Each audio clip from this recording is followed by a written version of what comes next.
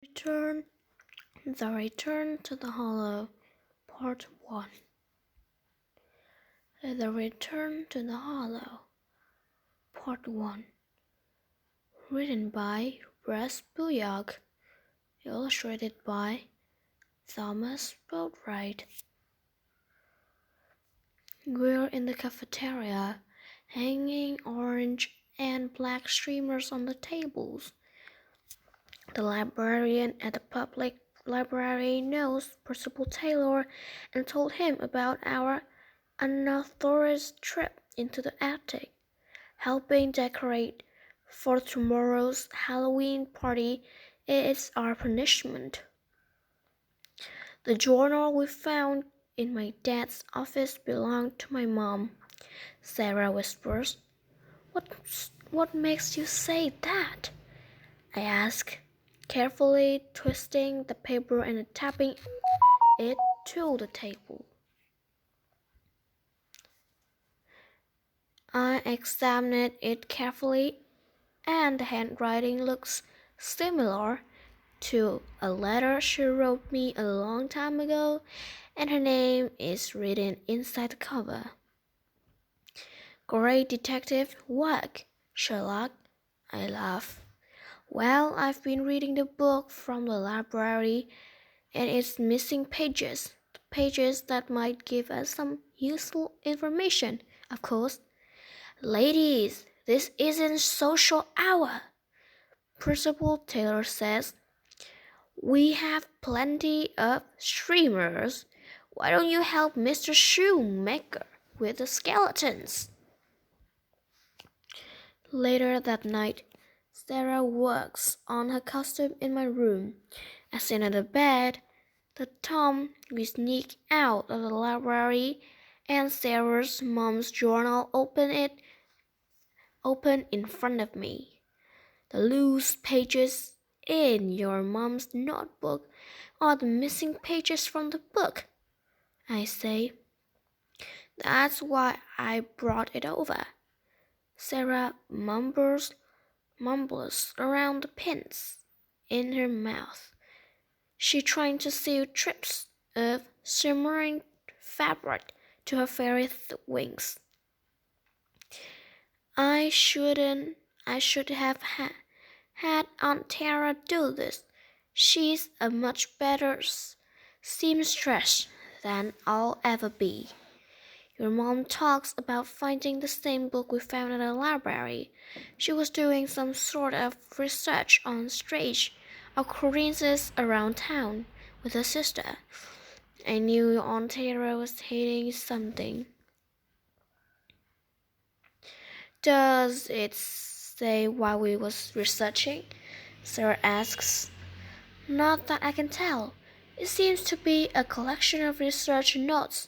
It says, keep moving forward, make sure everything is in its place, over and over. I read that, Sarah says. It was strange reading her writing.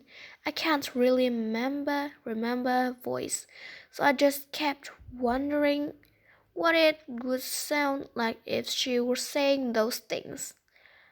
I don't know what to say, so I keep flipping through the pages. She does note an old lantern that hung over Potter's Mill's front door, and how John Potter's wife was a seamstress. I unfold the large, yellowing pages that had been stuffed in a journal. The pages she tore out of the book tell about some sort of geologic event that changed the path of the river. Your mom had a note in her journal that says, no recorded geologic disturbances in area. I read from the yellowing pages. The mill had now closed down, and while they were making plans to relocate it, John Potter's wife passed away.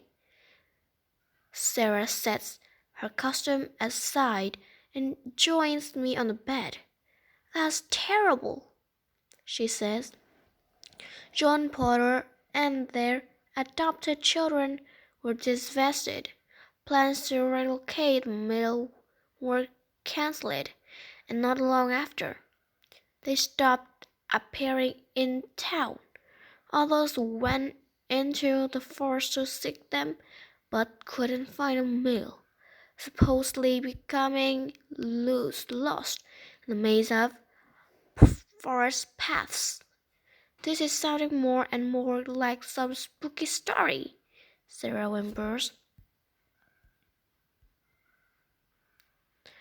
Totally, I say as I unfold another page torn from the book. Look at this, though. It's a map, Sarah exclaims. An old map of the hollow in the town of Potter's Mill. The river doesn't run in its usual path around the woods. It runs right through the middle. Your mom circled this mark. I point to a spot close on the top of the map. It's faded, but it looks like it says Potter's Mill. I suddenly get the chills, but then I stop myself. Things are leading up a bit too well for me to accept coincidence as an excuse.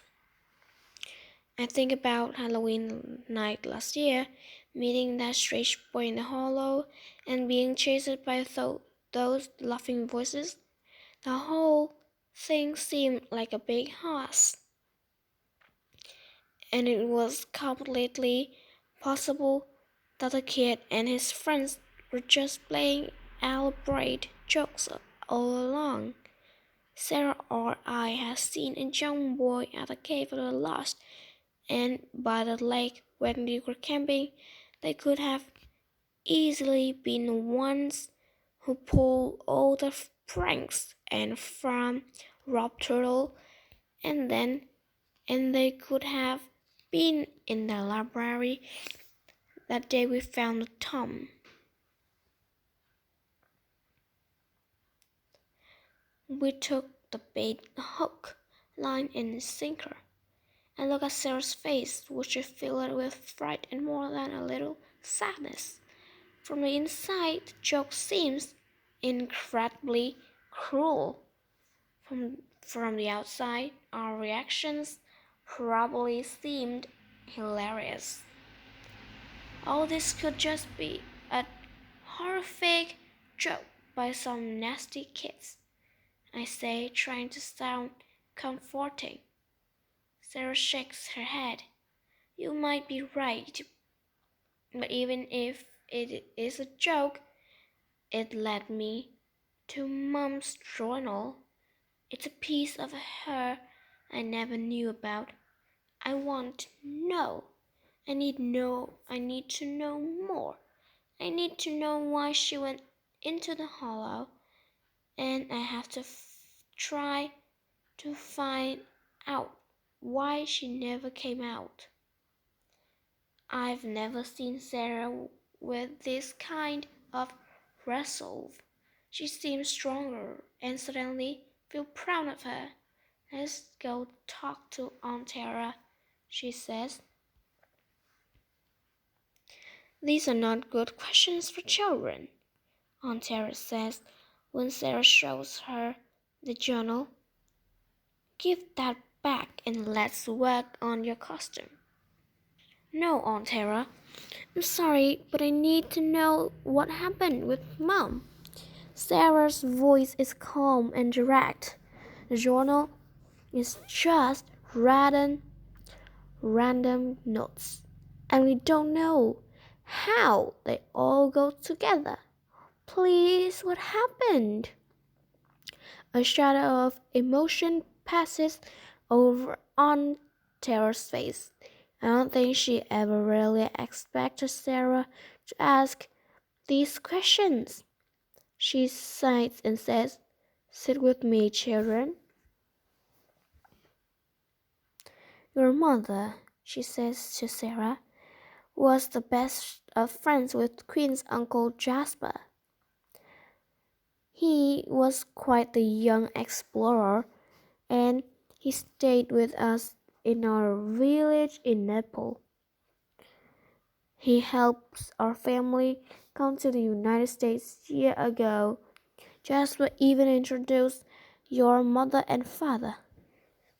I never knew any of that, Sarah said. When Jasper disappeared, Anna was devastated. Aunt Tara continued. She was determined to find him. He was he was also my friend, so I helped however I could. One day, Anna asked me to watch you, Sarah, and didn't come back for a long time. Too long. Your father and I were very worried. She came back with the key, scissors, and the lantern.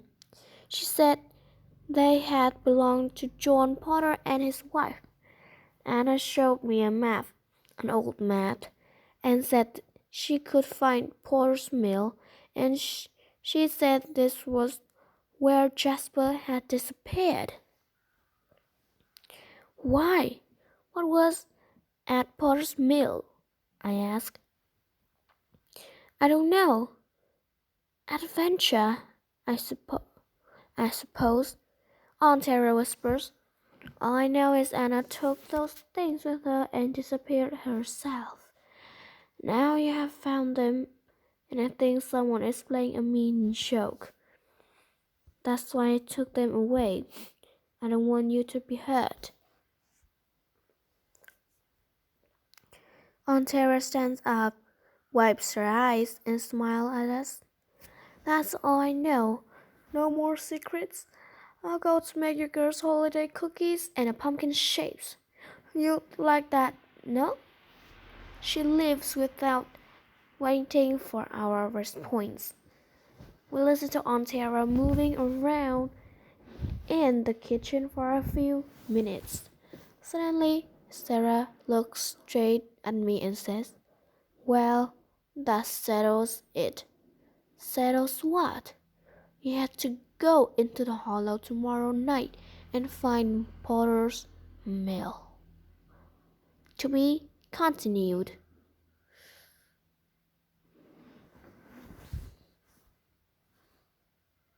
Glossary.